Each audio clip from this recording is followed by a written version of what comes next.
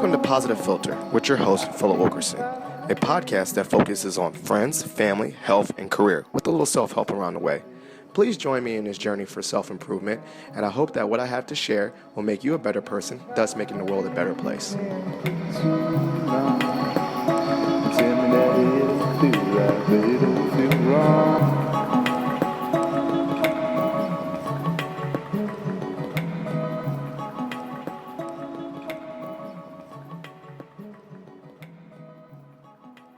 Hey, ladies and gentlemen, boys and girls, it's Philip Wilkerson, a.k.a. Ill Phil, a.k.a. the illest, a.k.a. the Prince of Positivity. I just started doing this, a.k.a. I got Austin, Texas on my leg. I'll explain that later. I'm back with another episode of Positive Filter. I'm joined by a very special guest. Obviously, every guest is very important to me, but I'm joined by a good friend of mine named Justin. Go ahead and introduce yourself to the listeners. Do you have any AKAs, or you want me to make some up for you? Nah, I don't really have any AKAs. Can I do it for you? Yeah, sure. All right, Justin, AKA the man, AKA got a skull candy tattoo on his leg, which makes more sense than Austin, Texas. AKA, I think you're still a grill master. AKA, he doesn't drink bourbon anymore. Well, not right now. Not right now, but he was the connoisseur and knows what he's doing. AKA, I don't know, awesome guy. Yeah, the sugar skull tattoo on my right leg was my roller derby retirement tattoo. Yeah. The eyes are actually quad skate wheels with the bearings in them, and I literally tattooed my roller derby retirement date on my leg so I couldn't go back. Well, that's actually cool that you actually have something at meaning. Obviously that's very thoughtful. I don't have the same with the Austin on my leg, so we'll explain that offline. I think that is also just the type of person you are. You're a very thoughtful person, and definitely things that you do have meaning and purpose. Yeah. Oh, wow. That was deeper than I thought it was going to be. Yeah. But, Justin, we definitely have you on the episode because, one, you exude positivity. You've been a really good motivational person to me. And, two, you have quite a powerful and I think, powerful, motivational, helpful story to share. Let's go to the beginning. I'm gonna let the stage be a little bit of yours to give yourself an opportunity to introduce yourself, and then we'll kind of go from there. How about that? Cool, that's good. Like I said, name's Justin. Most importantly, I am a father to my daughter Josephine. She is 3.5. Mm-hmm. And my daughter is, when it gets down to it, she's how I know a lot of things. Well, also, you better name drop your wife, too, Oh, yeah. So. You would just say you're a dad to Sorry, Josephine. sweetie. I'm a father to Josephine and a husband to my wife, Samantha. The two of them, they're truly my rock in this world. I was about to save you out of some trouble, They are the reason that I get up every morning and do what I do. 100%. I saved you out of the doghouse right here. So sorry, sweetie. Yeah, that's your number one role. It's funny. It's very interesting that the other day someone asked me, "What do I do?" And I don't know. I think I was just trolling, but I was like, "I'm a father to 2 boys," because I was kind of tired of this narrative that when the DC what do you do snobbiness, everyone equates what you do to your job. So I kind of just trolled him and was like, "I'm a father to 2 boys." And then he looked at me. I said, "Oh no, not really." And I told him what I do for a job. But I just I love that that was your opening. That's your main identity. Not your main identity, but one of your most important roles first was father and husband. I am a husband and I am a father first. That is, I actually had a similar. I saw your post about that, and I had a similar reaction with somebody at work the other day. And I was I was talking to someone. I was like, it's time for me to head out for I get to go dadding. Yeah. And he gave me a lot of credit for the fact that I refer to that first, and the best part of my day is coming home and seeing a smile on my daughter's face. I ain't gonna lie, I like other activities. I have some hobbies and stuff, but I ain't gonna front too though. On the flip side, that definitely is it's pretty dope. I didn't realize how dope it was to have a little mini person when they walk up to you and they legit change your mood until they throw a fit. And then you're I want to why I had this kid. Having kids, it's frustrating. Yes. It's stressful. Yeah. My situation's been a little uniquely stressful. Yes. But at the end of the day, I mean, being a dad to my daughter Josephine, like, that is one of the greatest things I will ever do, is be her father. 100%. I think that I agree with you. I think that's like my biggest highlight and accomplishment. I mean, I think my biggest highlight and accomplishment would be like next level is if my children did something like remarkably awesome and then I can claim it. Like if they became like super awesome and like it doesn't matter what it could be like. It's like, I raised a Rhodes Scholar. I got to be a great dad somehow. Yeah, somehow. Yeah, they give me some credit. Like I'll take their certificate, like PDF it and hang it in my house. I don't know. I don't care if they were like a garbage man or something like that. But like, what if they were like all county garbage man? I'd be so hyped. I'd be like, Dad, that's my son right there. He all Fairfax County garbage man. You know what I'm saying? Like, I'd be so hyped because it's like accomplishment. I know with dads, a lot of time it's like, you have like the macho dads and like, who they know what they're gonna do, and like when their daughter brings home their first boyfriend or girlfriend for the first time. Yeah. I mean, granted, I used to tell a lot of jokes like that, but having a daughter, especially in today's environment, is like, I can't do that anymore. It's like, what I want for my daughter is just like, I mean, the first time, she brings someone home, I will welcome them into the house, being like, you're special to my daughter, so you're special to me. This is a welcome place for you. Yeah. And when my daughter grows up, I mean, like, and if she wants to be a doctor or a lawyer or whatever, I will be more proud of her than anything. Yeah. But at the same time, like, what I want for her is to grow up and do something or pretty much anything that can sustain her, that she finds fulfilling. I don't care what that is, but if she finds it fulfilling and she enjoys it, yes, I just want her to have that happiness. I agree with you. I think that's what I said. The garbage man, if he felt like if my son is a trash collector, but he's bringing home a paycheck and every day he's smiling and he's like saying hi to all the people that like for instance, I was running late the other day to take out the trash, and I rolled out with the thing, and this dude was just like, "Hey man, I see you with that Steve Harvey tie," and he was just happy, like he didn't care, he was just having a good time on that truck. And I think that like that would make me, if I like could be like his dad as shadow and see like no matter what occupation or just a day-to-day thing, if my sons just had that kind of simple joy,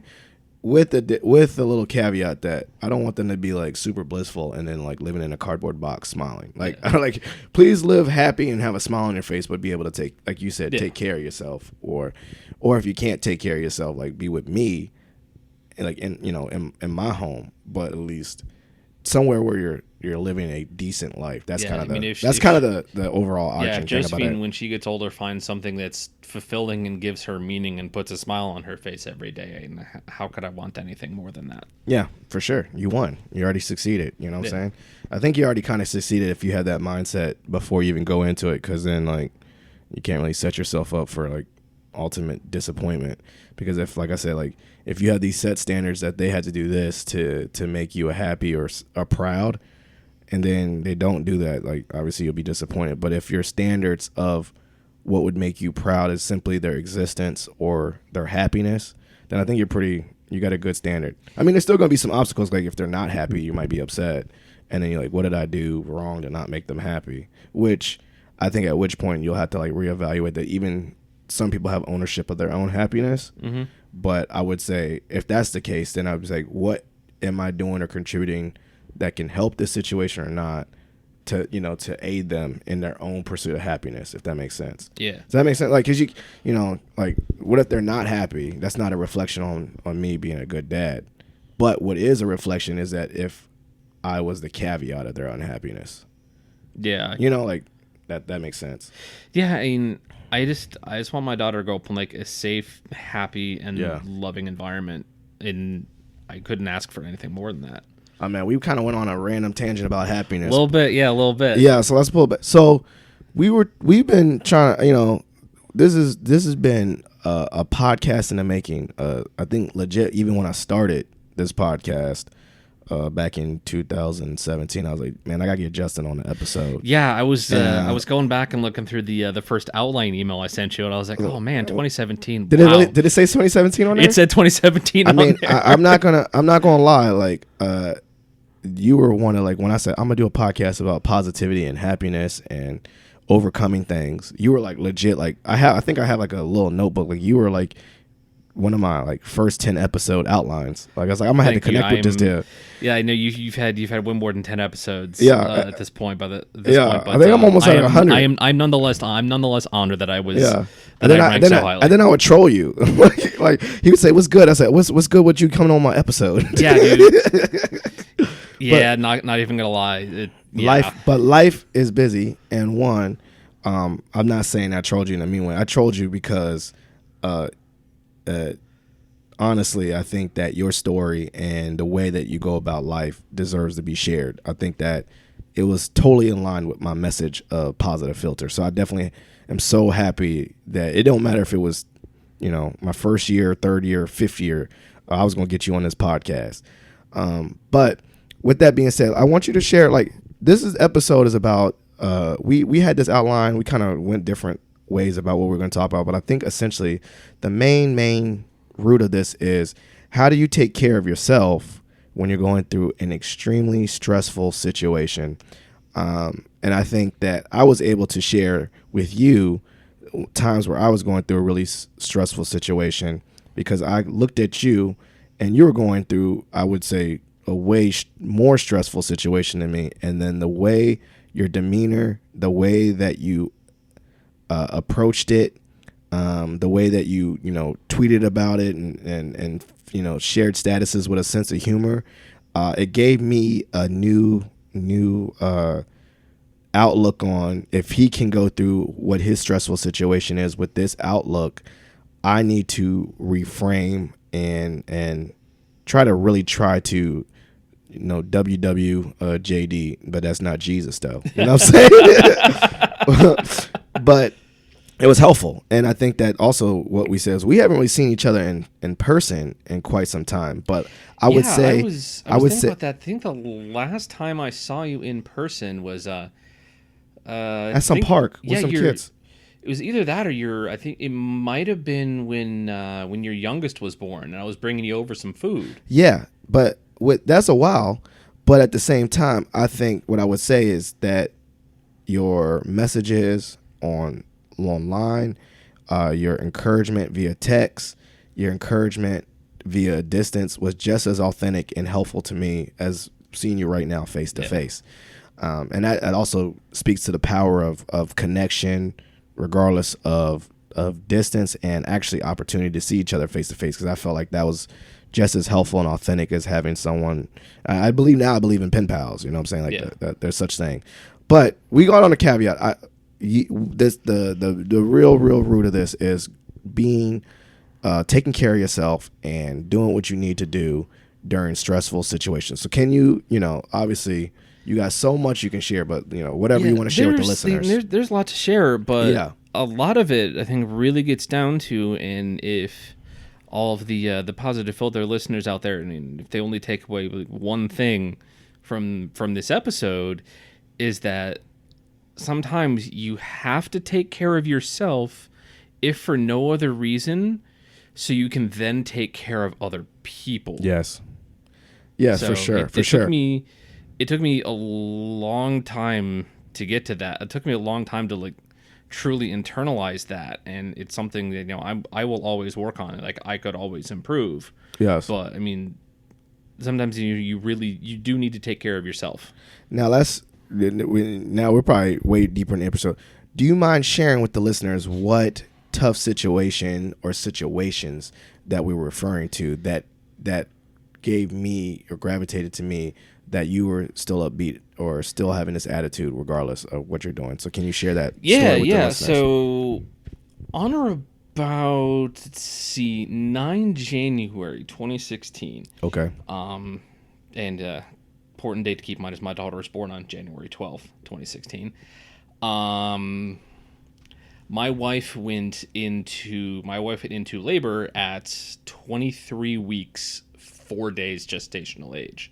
Mm-hmm. And for those of you out there who aren't too familiar with kids and whatnot, that's really, really, really early. Yes. Like there's preemies and then there's micro preemies. And we were at the micro preemie stage, and we went in for fetal monitoring one night because my wife said something didn't feel right. Doctors did their thing. They're like, yeah, your water broke. So they immediately put her on a course of medication to try and basically they were trying to keep her pregnant as long as possible. And so they gave Josephine a bunch of drugs to help, kind of like spur her development and get her ready for being born early. And then 3 days later at 3:01 a.m. on January 12th, my daughter Josephine was born at exactly 24 weeks, 0 days. And that's when that stressor began. And so as you would expect, she, being born so early, she was 1 pound, 12 ounces, 12 inches long when she was born.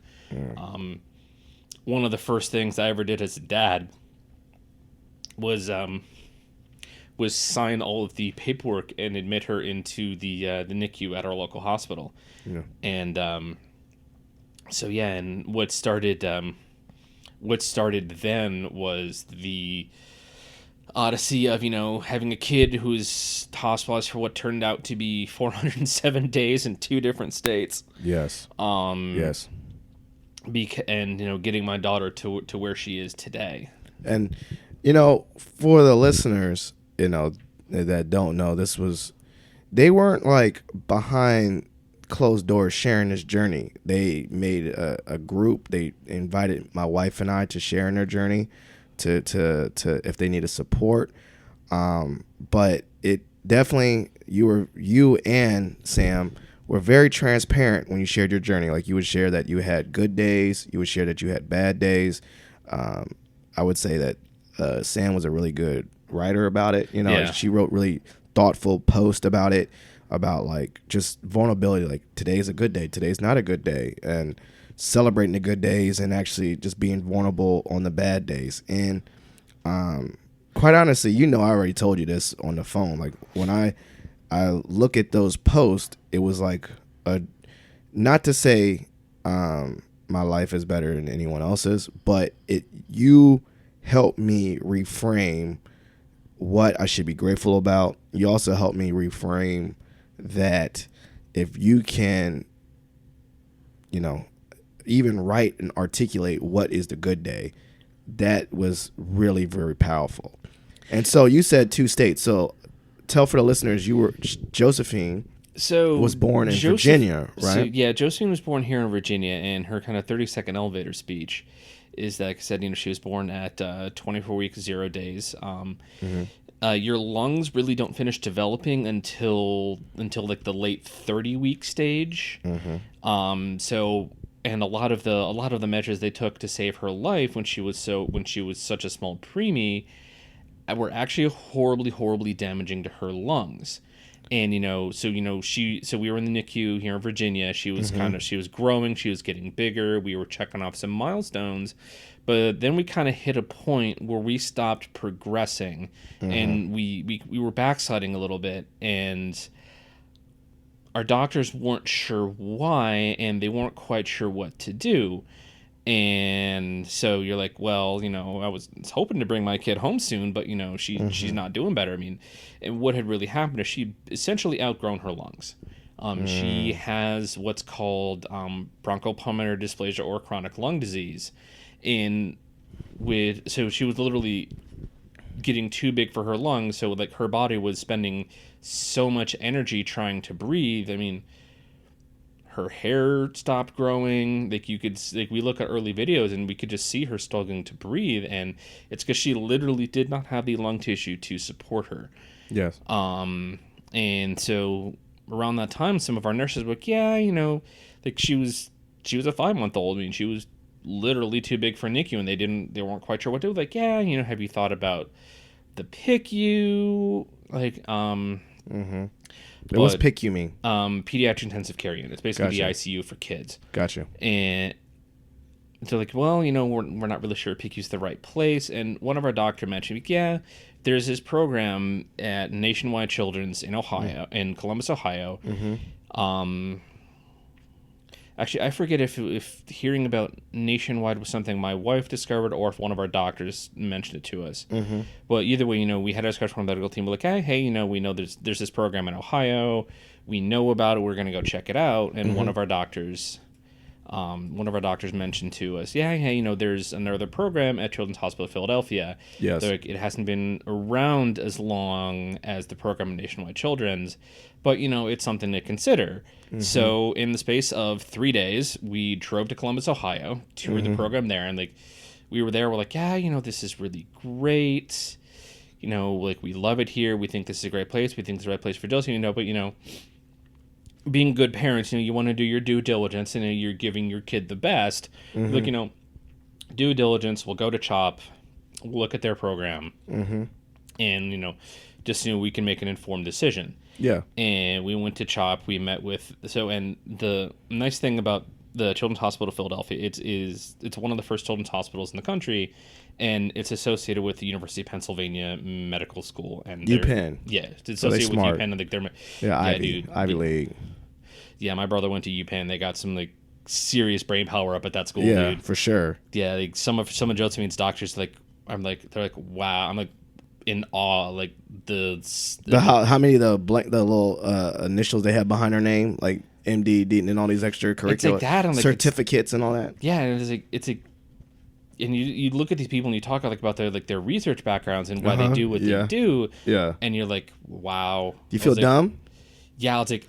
You're really smart, and I'm really happy you do what you do. Exactly. And you love what Someone you love. does it. Yeah, it's like, wow, I'm glad you're smart. Yeah, but yeah, for and sure. we met with the head of, and CHOP has a 96 bed NICU, and they have a small. It's basically like a subunit within their NICU. That all they do is treat kids with chronic lung disease. They just don't treat the lung. They don't just treat the lungs. They bring in outside specialists like cardiology, pulmonology, and they have a medical whole person concept approach to it. And she has this lung disease, but is there something else that's making it worse? Yeah, and multidisciplinary was the word I was looking for. It's a very multidisciplinary approach. And just listening, we met with the head of the program, and literally I'm sitting there listening to this woman talk, and the way her brain worked and the way she thought, I'm you already knew it was one of those things where it's like, if you were going around shopping around, and the way they just was the cream of the crop, you knew just the way they approach things, they're like, this is where I want my daughter to go. Yeah, and it just kind of hit both of us. This is where we want our daughter to be, and that's not to say that the program at Nationwide Children's is any less of a program. They're both fantastic programs that get fantastic results. Yeah. Nationwide Children's, they take a much longer approach to treating kids with medical conditions like Josephines. But what really impressed us about the approach that CHOP took is they're like, they push to get kids home as soon as possible, because their belief is kids thrive when they're home. So we want to get them out of the hospital and into the home as fast. I believe that too, because obviously a hospital is a hospital. Yeah. And you're home with your toys, and it's just a mental. You know what I'm saying? Your space changes your whole aura. You know what I'm saying? Yeah. You can have I don't know. I definitely think that. It does. That's that holistic approach is also the mental. You know what I'm saying? Not just, IVs and pills and medicine. It's also people, who you're surrounded by, or are you seeing the images? So obviously a home is a very comfortable space. It should be, obviously. Yeah. Ideally, you know what I'm saying? Yeah, and so we walk out of the hospital because we were going to go look at the local Ronald McDonald House, because we were going to be there long enough where that was a needed thing. And we walked out the front doors of the hospital to go walk over to the Ronald McDonald House, and we looked at each other, and we're like, yep, we're coming to CHOP. Yeah, you already know. So we already knew, and so we went home. We told our medical team, yes, we want to transfer to CHOP. CHOP accepted us, but literally with about 24 hours notice, we relocated our entire family, Josephine, Sam, and myself, and we moved up to Philly for Yeah, how long? Then unknown amount of time on like a day's notice. So you went up there. We got so many things. I think this could be a multi-part episode. This maybe even just a journey. I mean, there's so much going on. But how long were y'all there in Philly? So as I mentioned earlier, our total hospital stay was 407 days. So 407 days, both places, two places, when you combine them both. Yeah. How much? What's that quick math? There's 365 in a year. 13 months. Okay. So golly, I'm so bad at math. I just know 365, so a year and some change. So yeah, year and some change. She literally spent like the first 13, 14 months of her life in the hospital. So we get up to CHOP, and we were walking into what was then an unknown future for us for no other reason than this is what our daughter needed. Yeah, huh? And that gave her, and it would give her what we felt was the best chance for success. I mean, I truly believe that any parent that loves their child and says that they would do anything for their child would do that. But I mean, I definitely think it is a true statement. But there's no instance, like, I don't know. It's like you're not fight or flight, but I think you definitely say, like, when situations present themselves, you just turn off and just say, I'll do whatever kind of thing. Right. But like you say, God forbid I wouldn't, but it's like, you're right. Like, that instinct takes over. You'll do whatever it takes to make sure that this little person is okay. Yeah. I mean, so yeah, she was like 5.5 months old, and in less than 24 hours notice, we're like, hey, CHOP's taking you. They're coming tomorrow to pick you up. It was single-handedly one of the most stressful things I've ever experienced in my life. But I gotta say, man, I would do it again in a heartbeat if I had to. I mean, no, you say it was 100% the most stressful. What part was the stressful part? Like the going to a new city and not know anyone. What was some of the and then, like, bring it back. I don't want to just dump on you. So what was so stressful about that transition, and what was some things that you had to do to take care of yourself in that deep stressful situation? I truly believe that if you don't take care of yourself and you don't watch it, stress will literally eat you alive. Yeah. And I'm no good to my daughter if I can't function. Like, she needs her father, she needs her mother, she needs her parents, and I need to take care of myself so I can meet her needs.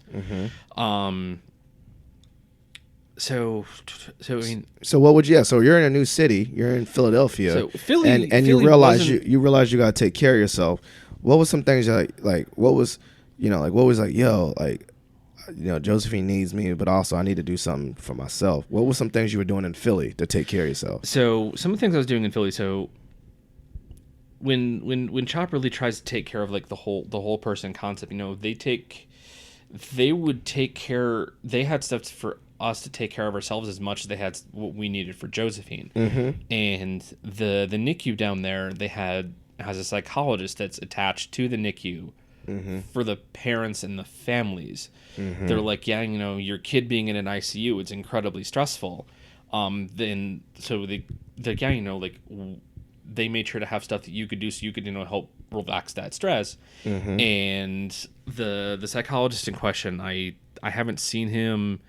I haven't seen him in a minute, but I got nothing but love for him to this day. He started this program called Men Who Knit. Okay. And it was this program where dads could come, they'd talk to other dads in the NICU. Yeah. And knit a hat for their kid. Okay. And it's like the simple act of knitting and giving me something to distract myself from all of the stress, so I could, it became a stress relief. So, I knit a hat for Josephine, and he was rather amazed because I figured out how to do it in about a day. Okay. And I kept, I got more yarn from him. Like, I went out to places and I bought yarn. I had my mother-in-law ship me yarn. Yeah. And I knitted something like, for like friends and hats that donated back to the NICU. I knitted something like 50. And so you would just sit around in a circle? Were you So will you zone out and listen to your own music? Did you like talk to other people and like mindlessly like do it like while you're talking? How did you do it? Initially, a couple times when I was able to be at the hospital for the weekly knitting circle, as it were. Yeah. Can't think of a better term for it right now. Knitting circle. So yeah, it's like, it's talking to other dads. It's like, hey, like, what part of the NICU are you in? What's like, like what's the color of your care team? Yeah. Because all the care teams are different colors.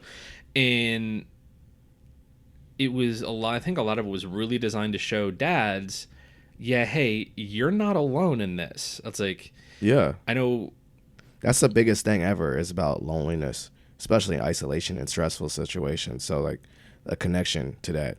I mean, the funny thing is, I'm not trying to make fun of your story because the first thing that popped into my head was, remember Demolition Man? Yeah. Remember, like, they like all the skills they gave, like Wesley Snipes all the like crazy good skills, and then they gave like Sylvester Stallone knitting. Yep. I don't know. I'm just thinking he'd be. Yeah, yeah. No, I definitely thought about that. I'm not trying to say a stressful situation, but the dude just got out of ice, and I guess he was happy knitting too.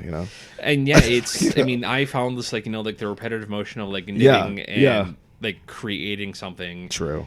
Did you find yourself? Could you look up and do it, or had you looked down? Because I was about to say, for myself and my like attention span, I probably couldn't talk and knit at the same time. Were you able to like look at people and have full conversations? Yeah, because so it was so they had like a round loom thing that you could like knit on pegs, and like so you just like did a little thing. So eventually it just became muscle. It just became muscle memory. So I was talking to like I would knit with other dads. I was like I would knit in Josephine's room, like because she was getting like she was pretty sick, and she had to get a lot of different treatments for all of her conditions. Yeah. But like I would sit in her room, I would read her stories. I mean, I would knit. And wow, it really it helped me deal with stress in a constructive way. I bet it was. I was thinking like other ways, like when you go to hospitals, which is crazy, you'll see like the guests and people that are visiting people outside smoking cigarettes or something. I'm like, that's not probably the best idea. But they're just doing it out of habit, smoking. Yeah. So I bet that's like a way better positive way to do that. It was definitely a positive. It was definitely a positive outlet for stress. Did you try to hate on it at first, or you were like, man, I ain't gonna knit? I had some knitting experience ahead of time, and I already knew how to knit. Yeah. So I was like, hey, it's something I can meet other dads. Yeah. It's like, it was just like like a little taste of like home normal that was really good for me. What was the room like? Was it comfortable? Are we talking like her hospital room? Oh no, your knitting room. Oh, it was literally just a conference room at the hospital. Like, you book a conference room, do a thing. Okay, a conference room. Was there anyone that you saw knitting that like kind of threw you off? Like I don't know. I'm picturing some dude like from Philly, like Meek Mill, like some like dude, like some dude that's like thugged out knitting or something like that. Or was it everyone was just like you didn't? I don't know. No one. After a while, no one threw you off. It takes a lot to throw me off at this point. Yeah. Yeah. But so yeah, I tried to go into it with no judgment. I was like, hey, we're all we're all dads, we're all going through something stressful. Yeah. And the only people that truly understand what that life is like are people who've lived it. For sure. And so before knitting stress relief through knitting, when we were in the NICU down here in Virginia, the March of Dimes. Mm-hmm. Got a lot of love for the March of Dimes for people out there. Well, I'm not trying to. I definitely support March of Dimes. That's one of our initiatives for my fraternity is March of Dimes. So we definitely have much love. So yeah, I definitely think your story. Beautiful people doing good work. Wonderful. And so they ran so the NICU down here, they ran a lot of programming. Yes. For parents, parents to get together and meet other parents. Yes. So I got to meet other NICU dads and form some friendships that way. Yes. And within a couple weeks of being in the NICU and going through these March of Dimes events, I was able to identify Sam and I were able to identify 2 other families that work at the same place I do. So like not only we all became really good friends. We still talk to this day. Yeah. And it's just so even at work, I know that if we're having like a stressful NICU moment, I could, talk to one of my buddies at work and was like, hey man, I was like, it's not a good day today. This kind of stress it's kind of bugging me. Yeah. And just being able to reach out to somebody and talk to them and somebody who truly understands it was it's a beautiful thing. 100%. I mean, I think the main thing that I've learned through this positivity and positive thing is connection. And I think one of the things that exacerbates anything that people are going through, anxiety, depression, stress, whatever, is it's exacerbated when you feel like you're the only one going through it. The isolation is probably the worst feeling ever. Like, no one understands. And not that you see joy in other people's misery. That's not what social connection is. It's more like in other people's pain or tough times, you can say, not having to explain what you're going through. It's just like being with somebody who gets it. Yes, you can feel it. And like I said, and like I definitely can shout out to you. I cannot say that I shared the same pain as you did, but it's also good knowing like that just dad, like the flat, like let's say the umbrella part that we both share, the connection of being a dad and how that could be naturally stressful on its own. It definitely feels good to know that there's other men that struggle with being a father. At the same time, the one I'm saying more like there's other men that struggle with being a father that love being dads. Like there's dads that struggle with being a father and they trash. So I mean, let's just be real. Yeah. But there's dads that like, man, this dude is. I look at him and he's like killing it as a dad. He's always just doing the things for his kids. And then you go and talk to him. He's like, some days I have bad days too. You're like, for real? Like it like brings you closer. Like, damn, I'm not the only dad that I love my kids so much, but sometimes I'm really having a hard time. So I think that just in general, regardless of what level, from high level stress to low level stress, a connection to someone else that you said they get it, they get it feeling is a very good feeling. I think a lot of times, men feel pressure, like to be macho, to be the strong one, so they're like to not let your feelings out, and that stuff will kill you. Yeah. I mean, yeah, I'm not gonna say. I mean, yeah, it's true. I think silent stress is probably 10 times or just as damaging as smoking a pack of cigarettes. Yeah, they say that to the body, man. They say that, like, so you're right. Like it's a killer. Like men don't very often. I've learned, I don't know statistics, it's about as hard on your heart and heart disease. Stress is about as hard on your heart as smoking cigarettes or something like that. Something crazy, but I think you're right. Like, sometimes I want to balance. Like, I want to be a strong person. I want to have strength, and I want to be a provider and XYZ. But then at the same time, like, I feel like I need to be able to be vulnerable too. It's not, you can't be on all the time. Yeah, I mean, it's not about me. It's a strong person to admit that they're vulnerable. I think there is strength in vulnerability. Yeah, but on the same time, I think there's strength in vulnerability. But I don't think you should just be vulnerable and sit there. I think there's strength in vulnerability and then saying I need help or doing the next steps. Yeah, I mean, the hardest question or like the hardest thing to do is to say that hey, I need help. And one of the ways, so the whole thing with like Josephine in the hospital, like I knew it was stressful. So and even before we went to CHOP, I knew I needed help. Like I couldn't let the stress get to me. I started going to therapy. I'm like, I need to talk to someone. Yes. And I feel really fortunate. Like, a lot of organizations now, they have what's called an employee assistance program. Yes. They can, I imagine universities have them. I think a lot of places have it. Yeah. Yes. So my employer happens to have an employee assistance program. I was like, so that's the first place I went. So you went on your own initiative. Yeah. That's very powerful because a lot of people get told they have to go or told by someone else. Not the first time in my life I proactively sought out therapy. It's not the last. Yeah. And I will testify to whomever, I'm like the power of therapy and like seeing a psychologist, seeing a psychiatrist, seeing a therapist. Yes. And just, talking it out, letting all of it out and and getting help processing your feelings. Like processing. Yeah. I am a better person for all of the therapy I have sought over the years. I 100% agree with that. Now, like, let's say with this, one of the things I've always struggled with, or not struggle with, I'm struggling, but is the one up of in a relationship where you're both going through a special situation, how do you know, like saying like, I'm more stressed than you, you're more stressed, or it's a balance. Like, how do you let both, like, sometimes there's times where I was like, yo, I just need to toughen up and get over this because my wife is having a harder time than me. How do you balance that? You know, like saying like, okay, I know I need help, I'm stressed, but I'm looking at someone else who I care about a lot, my wife, and she needs the help more than I need the help at that moment. Like I said, stress does different things to different people.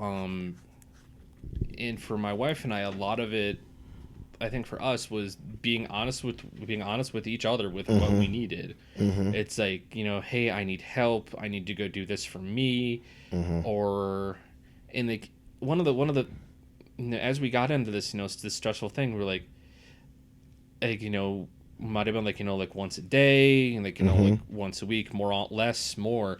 Like, we would make a point to ask each other, you know, how are you doing today? Yes. And just kind of have like a little check-in with each other. I like that. And to just be like, you know, open and honest about our feelings. I mean, before my wife and I got married, like we went to a pre-marriage course through a religious organization, and like it really emphasizing to, you know, being able to, you know, just, you know, communication between you and your spouse, 100%, and making, and kind of, you know, it really helped us establish some good communication practices that we use to this day. I like to say that too. I love that because I do a check-in with my wife, and we actually rated it like, you know, 10 is like, you know, euphoria, we got married. No one's ever a 10 at all times. I mean, obviously that's perfection.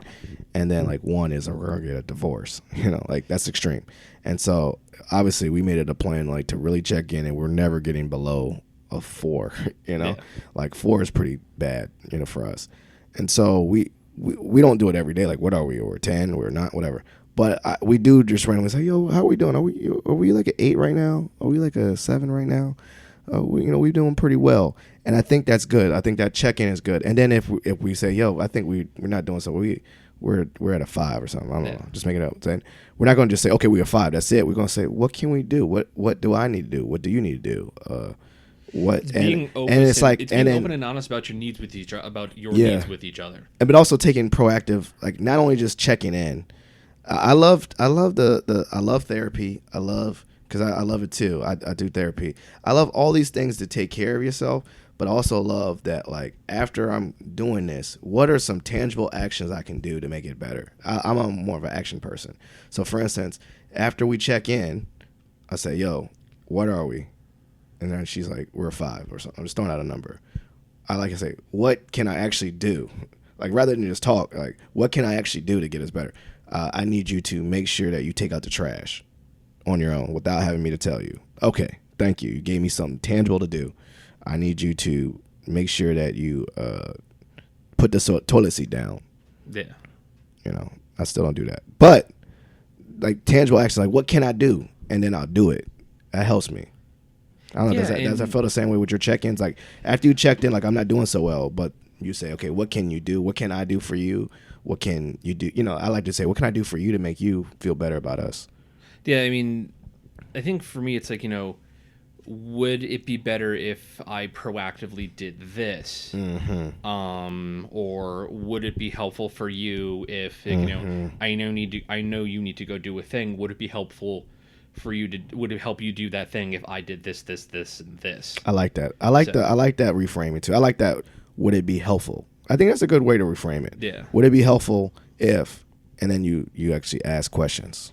I think a lot of the communication things, like when guys like, I don't know what my woman wants. I was like, did you just like ask or like get clarification? Because most likely they'll tell you what they want. Yeah. Like, it's not that, you know, like, I don't know. No, I do know. I know Sam and Maggie do not have any problem telling you what they think. I don't know. Like, my wife has not been one to like hold in and say, you know what, I've been thinking about X, Y, and Z for months. Now, my wife will tell me at the moment. Is that similar to Sam? Yeah. To her credit, she's like, she's always upfront and honest. Yeah. And there's no holding it in. I get it on a daily. You know what I'm saying? Yeah. But I love it though. I appreciate that. For me, she's my wife is open and honest about her needs and her wants, and I am a better person for having a strong wife like I do, who she's upfront, she's honest, she puts herself out there, she knows what she wants, and she goes after it. And she's very mentally tough. Yeah, I know that 100%. But yeah, I am a better man because of my wife, and like I will be lost without my wife. I'll say the same thing. Would you be dead in the dumpster though? No, I'd probably be a single beat couple living alone somewhere. Single beat cop. See, at least you have a job. You heard the story, right? That my wife told me. Gym once a long time ago. My wife told me if it wasn't for her, I'd be dead in a dumpster. This is in college at JMU, and then everyone I looked around and everyone was like shaking their head in agreement. I was like, dang, that's how y'all feel. But I agree with your point. Like I'm in a better place. I was like, at least say, can I live in a van by the river or something, like some place, not a dumpster. But it is what it is. I need my wife. And I think if I did a pool right now, if I did like a Facebook pool, like, do I need my wife to survive? I think it'd be like a overwhelmingly yes by the masses. I am a stronger and better person because of my wife and the encouragement that she's offered me, and she takes me to task when I need to be, and rightfully so. But I am better for it, and like I know that she does it out of love, and I am thankful for everything my wife does. Yeah, for her, for Josephine, for us. Yes. Yeah. Now, and this is random too. Do you know your love language? Yeah, I like to fix stuff. So what is yours? I mean, how do you like to receive it and how do you like to give it? Because for instance, I'm just thinking about this in regards to your stress. Like for me, I like words of affirmation. For me, like people telling me positive things about me. And then I think, not like to give it, but I know my wife she likes acts of service, meaning doing things for her without being told. What do you know that for yourself and Sam? So like I said, I'm a fixer. Like I demonstrate love by fixing. Like other people demonstrate love by gift giving. So like my first instinct is is to try and fix something. But one of the things I would say it's been harder for me to to really internalize and be conscious of was sometimes my wife thinks she needs, she'll be angry about something. Yeah. And like, she needs space to go out and, have her feelings and process that. And sometimes I can't fix it. And, like for me, it's hard to let her be upset about something because I want to fix it and make it all better. But I have to let her be upset and I have to let her process things the way that's best for her to process them. So how do you like to receive it? So you like to fix to help someone else, but how do you like to receive it? Like for me, like I said, shout out your boy. Words of affirmation makes me feel good. But what do you like? And Maggie says like it makes me feel so good to come home and you did X, Y, and Z without being told. That makes me feel so good. What about you? Like what would make Justin McGovern feel really good? I mean, what makes me feel good? It's like she'll say it's words of sometimes it's words of affirmation. Sometime she'll tell me it really meant a lot to me that you did this. Appreciation, yes. Or just kind of it's expressing appreciation, or the myriad number of nice things she does for me in return. And I'm pretty low key. So I had my birthday recently, and my wife was like, what do you want to do for your birthday? I was like, I just want something low key at home as a family. And my wife did everything she could, make sure that's exactly what we had. And Perfect. It's cool. That's what I'm saying. Like you basically communication there, and she gives you exactly what you want, and you just communicate that. There's no surprise. Like y'all are very good at communication with each other. Yeah, and she I think to me I know that she loves me because she understands me. Yeah. And whenever she does something that that she shows that she understands like what I'm doing, or some days I'm really busy on a big project at work, and some days she's going, how's that project going? Or I'll share something with her about it, and it's sometimes it could be just as simple as letting me talk about my day. I mean, mentioning how she's proud of me for doing something, or just expressing in the many ways that she does that she loves me. It's like knowing that love is there. That's that's really all I need. 100%. Man, I already knew this was gonna happen. I knew this was gonna happen. We were almost at an hour already. Yeah, we might have to make this a multi-part episode. 100%. That was gonna happen. I already knew that when I got these questions and your journry and how you make, how I look up to you. I was like, man, this is gonna be a multi-part. Yeah, episode. and I gotta say, I look up to you too. I remember you really were kind of starting down the whole road to positivity. Yeah. While we were in Philly, and I was looking at some Facebook posts of yours when I was in Philadelphia. Quick side note: one of the nice things about Philadelphia was I was able to my wife was able to telecommute, and I was able to transfer my job up there, so I could be there full time for sure. And I was walking to the subway one day to go to work, and I saw you were really starting to talk about positivity. I was like, well, if Phil can be positive, I can. This is a good thing. I was like, I can be positive too. And to me, negativity. So you helped inspire me to be positive, and to me, negativity. It's useless. It's a waste of energy. Oh, it is. If I'm going to expend energy on something, I don't want to expend it on negativity. I'm like, I might as well expend it on doing something positive or doing something meaningful. I don't want to waste my energy on being negative. I think that's perfectly what I was about to say. Your mind already has a limited amount of space, especially mine. But like I said, my thoughts, I already say, my thoughts are like a drawer full of papers. But my papers all scattered, just flying around all over the place. And I don't have time to have bad paper. I want to have good ideas, and it's not you're right.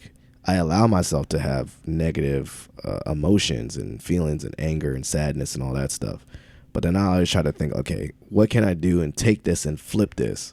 So this is a running joke, but I'm powered by petty. So when I say powered by petty, if I feel jealous or I feel, someone's hating on me or something like that, then I turn it around and say, okay, rather than sit and hate on that person, I do okay, I'm gonna turn it into an action. All right, then I'm just I'm gonna show them. So I show them. And there's really sometimes there's no them. It's just I agree with you. It's and sometimes you just need to vent and let it out. Yeah, but also I think it's for me it's you're right. It's wasted energy. If I just sat there and be well, the world is against me, all that stuff, or I could be the world is against me. I show them, and then I do positive action. And also essentially in this journey of learning positivity and reframing and using energy is you're right. I don't have that much time with my boys. Do I want to spend my time with my boys in a negative headspace? They're going to feed off of that.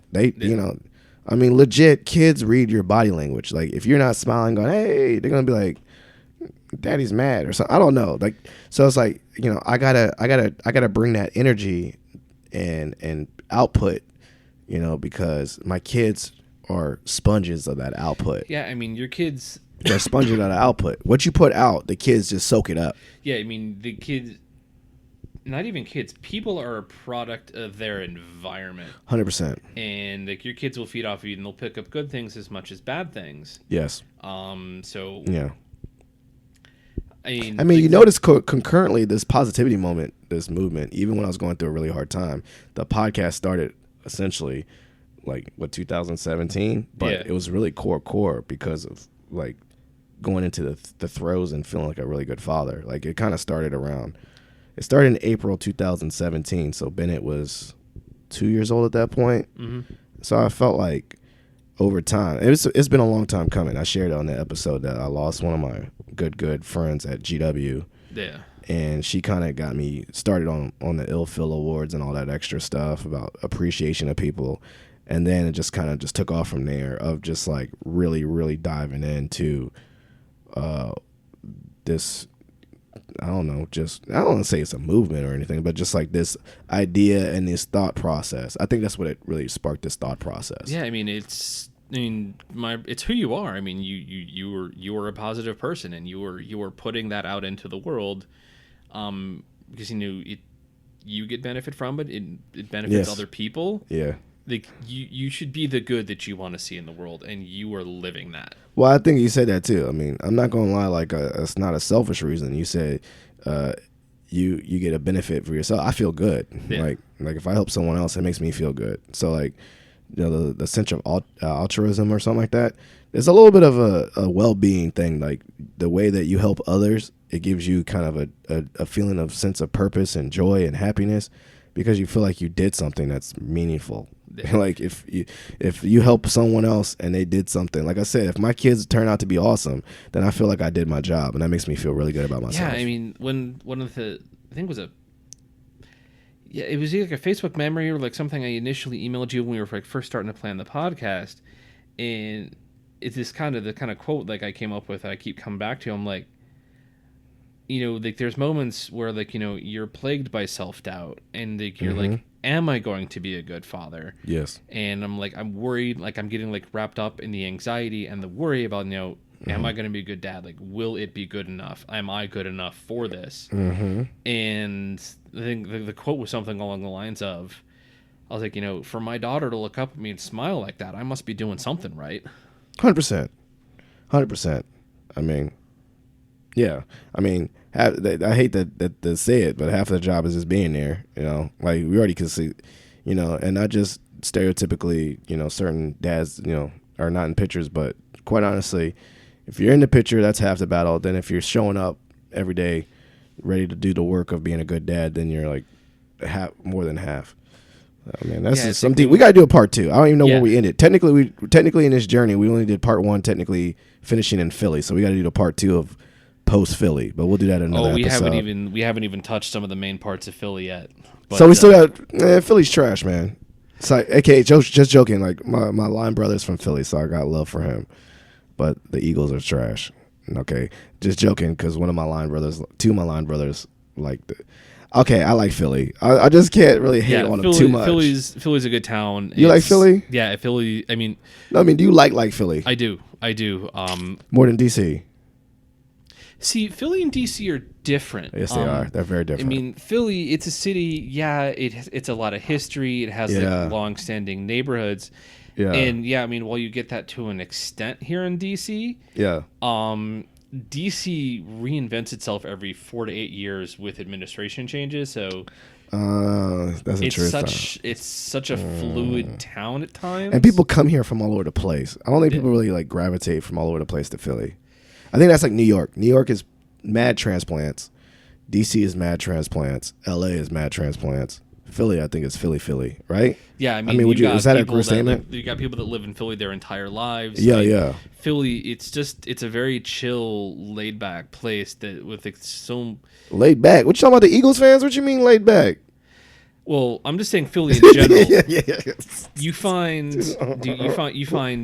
energetic sports fans no matter what town you're in. Yeah, I know. Just teasing, But Philly, if there's something you're interested in, you can find it there. It's probably stuff going on. Yeah, it's a really chill town. There's lots of stuff to do. There's great food.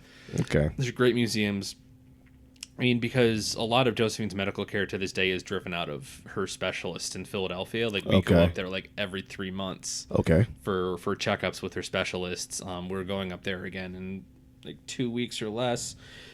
For like another 2 days of medical tests. I mean, good medical tests. Maybe you can have like one. Hopefully, we'll come out of that with one less specialist. Yes. To have to go see every quarter, but in Philly.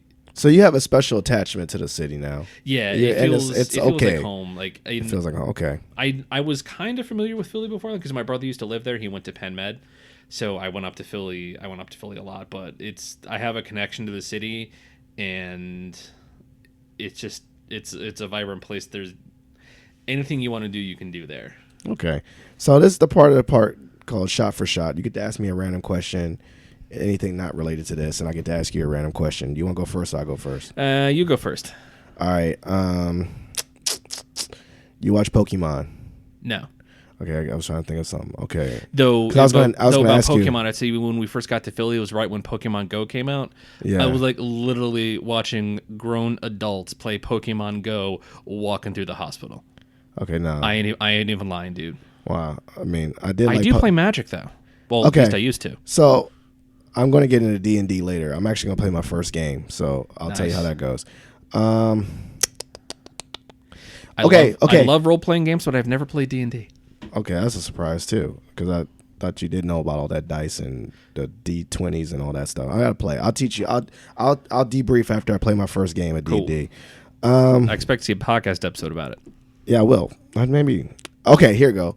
So, what genre of movie are you really into? Because I'm gonna ask you your top 5 of that genre. So, what's your top genre of movie? Really comes in phases. Do you like sci-fi movies? Or horror movies? Some sci-fi, some horror. I love documentaries. Okay, there you go. Tell me either the most recent documentary that you watched and it was it dope or not, or your favorite documentary of all time. Either one. You can answer either one of those. It's hard to say. So the HBO miniseries Chernobyl, I mean, it was kind of like a documentary. It was kind of based on historical events. I studied a lot about Chernobyl when I was a kid, and it was pretty accurate. It was it was just a really, really well done series. If you haven't watched it, I would go watch it. And that's about the nuclear meltdown in Russia. Yeah, that was about the nuclear test gone horribly, horribly wrong at the Chernobyl nuclear power plant in April 1986. 86. No spoiler alert. What was something that attracted you to that documentary? The first thing we happened to turn on HBO one night because it started right after Game of Thrones ended, I think. Right. And we're like, hey, we saw I think there was a preview for after an episode of Game of Thrones. I was like, and knowing a little bit about what happened at Chernobyl and being a big history buff, I looked at that. I was like, oh, I gotta watch that. Okay. So you recommend it? Two thumbs up. Yeah, definitely 2 thumbs up. Is it crazy? Does it make you is this a crazy story? I mean, I kind of not super familiar with the history. I know the overview. It's crazy story. I mean, it's about the kind of systematic failure you could only see in the former Soviet republics. There you go. I'm watching now. It's systemic failure combined with nuclear reactors, which is never a good combination. Not at all. All right, your turn. Ask me a random question. Random question. I used to ask people questions for a living, and I'm like blanking on a question right now. All right.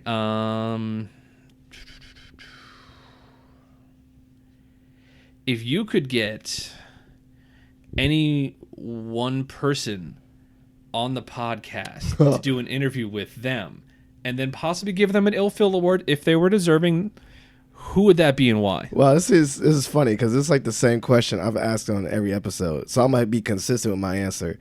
My answer, which is going to be the same, and I'm probably going to have to tag him, is J. Cole, the rapper. Nice. J. Cole is my favorite rapper. What's it called? A stan? What's that even mean? A stan? Does that mean like you're a super fan? I honestly don't know. I think it's like Stan from Eminem. Remember they wrote Dear Eminem Stan? Well, point is... Dude, I can tell you more about kids' books right now than I can popular slang. Yeah, I'm wearing a Pete the Cat shirt. Yeah, well, I like Pete the Cat. I know about that. I have one. The buttons. You read the one about the buttons? Oh, yeah. He lost his button and he's like shirtless. I was like, okay, do your thing, Pete the Cat. But yeah, J. Cole is my favorite rapper of all time. I like him because he's like a normal dude that went to college and just happened to be awesome at rapping. I love watching his normal interviews because like he's just his thoughts on life. I could probably do a podcast and just talk about nothing about music, just like how do you like living with fame or something. I don't know. He'd just be like a really good guy, and I love his music. So it's gonna be, if anyone ever asks me this question again, which I'll expect, it's gonna be the same thing. Until I think what I'm learning too is I'm speaking it into existence that maybe someday I'll meet J. Cole. I won't probably get a podcast with him, but I'll get to shake his hand and like take a picture or selfie with him. That's my goal. And then frame it. Do you listen to J. Cole? I don't. Well, now you're going to, because now you're going to know why I'm so obsessed. I'm going to have to look something up on Spotify after this. Yeah, listen. Okay. In regards to J. Cole, he has a lot of mixtapes. A lot of people are going to say his number one album is Born Sinner, which is not like, it's probably a while back. It's not his debut album. It's like his sophomore album. You know, a lot of people have like their better sophomore album. Yeah. Like they have a debut album, it's like, all right, and then they come out with a better one once they kind of get the flow of music. Born Sinner is a lot of people's favorite, but my favorite is Forest Hill Drives. and then I love everything. But if I were to say to a new J. Cole listener on Spotify, Born Sinner. That's what I would start with. And then I would listen to Forest Hill Drives. Then I would listen to For Your Eyes Only. Then I'll listen to KOD. Like, see, I'm just going to drop names. Yeah. But I would listen with Born Sinner. Born Sinner, Born Sinner, Born Sinner. That'd be a good one. Now, Justin, we had a really excellent episode today. I think this was great. We had to do a part 2, 3, whatever. But this is just the tip of the iceberg about how you handle stress, the power of counseling, the power of talking about your feelings, the power of knitting, like Demolition Man. All these wonderful things, and taking care of yourself. It's like, take care of yourself so you can take care of other people. I mean, I got pretty much, I got love for every therapist I've ever seen. Yes. There was a point in Philly where like I'd stopped knitting, I wasn't taking care of myself, and I was like, I got a cold. I just kind of broke down. I'm like, I'm no good to my wife. I'm no good to my daughter. I'm like, I need to take care of me. So I was like, I need to find a therapist. And I found a therapist in Philly who I still see to this day. So you had to go back to it was like almost, the effects of it. Yeah. So you're like, I need to get back in it. I have seen stress eat myself alive, and I am totally open and honest about this fact. Well, you're also encouraging other people to, like, Justin's doing it. I'm seeing counselors and therapists. Yeah. I don't even know the difference. I call them both, counseling, therapist, same thing. Someone to talk to that's professional. Yeah. Professional help. Counselor is a counselor, therapist, LPC, LCSW, anyone that can actually be trained. Yeah. I think that you need to go see them. Yeah, I mean, it could be. I mean, could be a figure from like whatever church you go to. Yeah, chaplain or priest. Yeah, chaplain, priest, rabbi. I mean, I would like to believe it's someone at least that has a good practice at it. You know what I'm saying? Like, yeah, they actually study it and they committed their profession to it. That would be my only caveat. Like, just don't go talk to some person. No, like, committed themselves to the profession of helping others. Yeah, there you go. At least talk to someone that has actually made a career out of learning how to talk and help others. Yeah, there was one night in Philly around New Year's when we were there. Like, it was particularly stressful. Like, I hadn't gotten to therapy. And like, I needed to talk to someone, so I ended up talking to. I don't know what faith this guy was from, but it's an older gentleman. He might have been Baptist, but I haven't seen him since. But if I did, like, I had a conversation with him one night about like what was really stressing me out, and like just the fact of being able to let that out felt so good, and it helped me realize. I was like, hey, I need to get help. Like, if I could see him today, man, I'd give him a hug. I'm like, you helped me get help.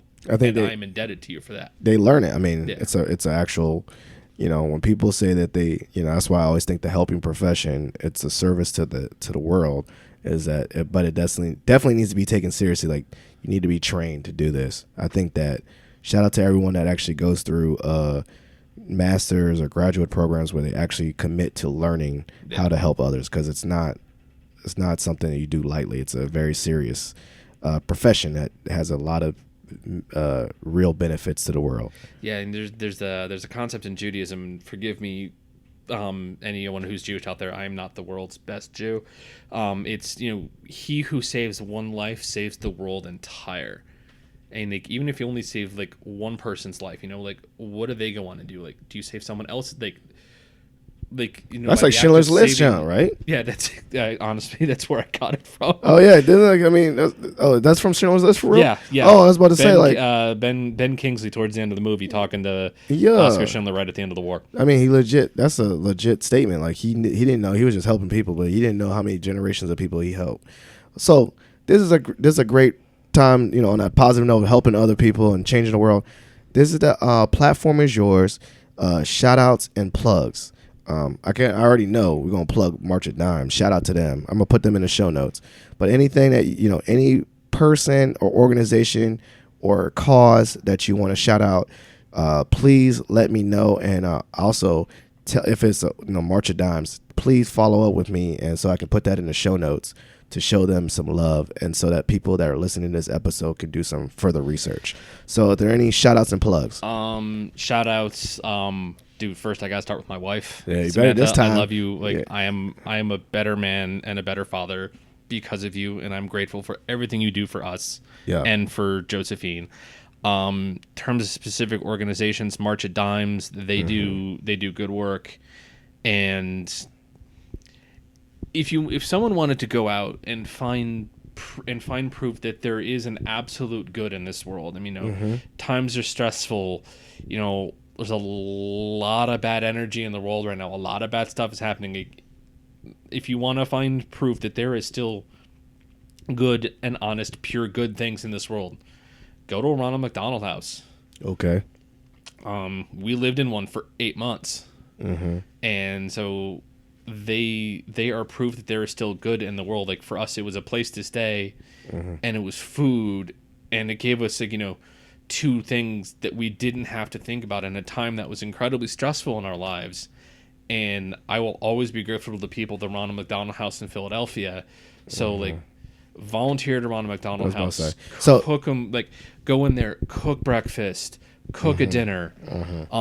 So this and what you're saying that with this shout out, I don't want to interrupt you, but with this shout out, is can the average, we're gonna put that link in the show notes, can the average person go and give their time to a Ronald McDonald House? Yeah, the Ronald McDonald Houses, no matter where they are, like, they're always looking for volunteers. They're looking for donations. They're looking for people to, like, come in and cook meals. Like, a lot of the meals we ate at the Ronald McDonald House were paid for and cooked by volunteers who were giving up their time to go in and make someone a meal.